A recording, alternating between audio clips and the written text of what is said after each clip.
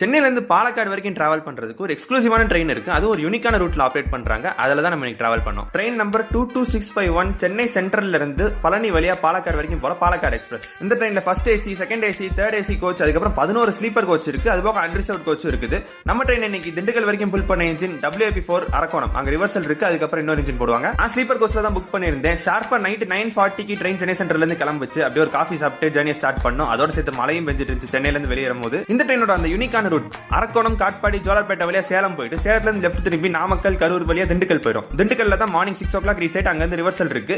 அங்க இருந்து ஒட்டஞ்சத்திரம் வழியா பழனி போயிடும். பழனி வரைக்கும் ஆப்ரேட் பண்ணிட்டு இருந்தாங்க. அப்புறம் எக்ஸ்டெண்ட் பண்ணி பொள்ளாச்சி வரைக்கும் போச்சு.